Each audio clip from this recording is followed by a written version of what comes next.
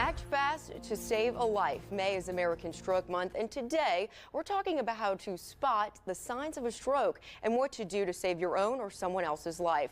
Joining me now, Dr. Glenn Kader, neurologist at OLOL, Stroke Medical Director. Hello. So thank you so much for joining me today My and pleasure. taking the time out of your busy schedule. I think it's so important to talk about how to spot the signs.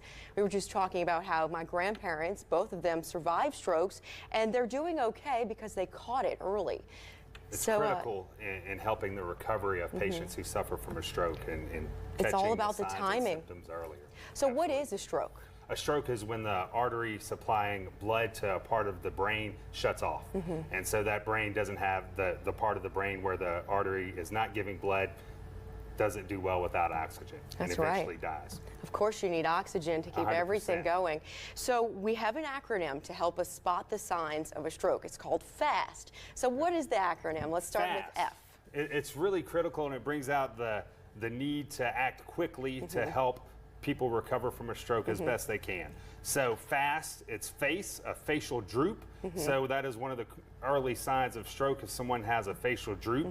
And can you ask someone to smile? Yeah, Is that something when you good? smile and one side does not go up, then that's sign of facial weakness. Okay. And so if that happens suddenly, then that is worrisome for a stroke. Okay, so that's the first letter. Absolutely, first letter. A is arm weakness. So if the person cannot lift both arms equally, then that is a sign of a stroke. So can you tell someone if you think they may be having one, put both arms up? Absolutely, to lift both arms up, and if you notice a difference, or if someone cannot hold an arm up as long as the other side, then that's a sign of weakness, concerning for a stroke. Okay, F.A. S, so speech. So if you notice a difference in the way that a person talks from the person's normal speech patterns, it could be slurred speech, it could be not being able to get the words out, then that is an important sign of stroke that you And don't is there miss. something you can ask them? I heard you could say, repeat a sentence, like Yeah, the so sky is blue. The sky something is simple. blue, go Tigers, Okay. you know, whatever you want. Okay, so something that they know how to say already. Exactly. Don't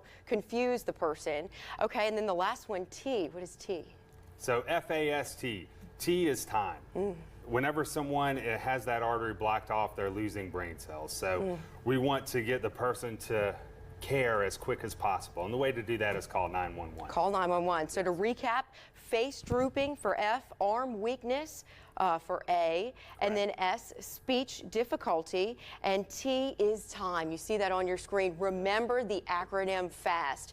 Of course, they've made it simple. The American Heart Association. They've been great in putting out information for everyone in the community to recognize this and trying to raise awareness to help people get the proper treatment for stroke. And how can you prevent a stroke? Is it similar? What's good for your heart is good for your brain too? Absolutely.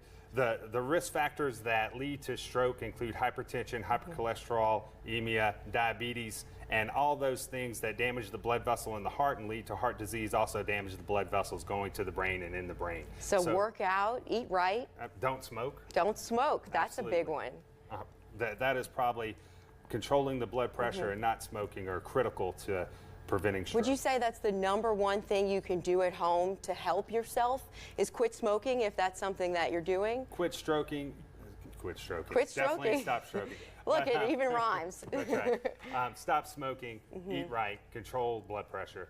Those are critical in preventing stroke. And then if someone wants to learn more, there's a website they can go to as well, strokeassociation.org, and they can find out more information there. Absolutely. You know, it's important to inform yourself about the risk factors and the problems that could lead to stroke. You know, if you do have a stroke, call 911 or get a family member to call. Hopefully they'll bring you to the lake where we could do. And that's what you do every day. Stuff. You help Absolutely. with treatment afterwards, right? I was on call last night and we tried to help as many people as we could. All right, Dr. Glenn Kader, thank you so much for joining me today. Absolutely. Appreciate your time.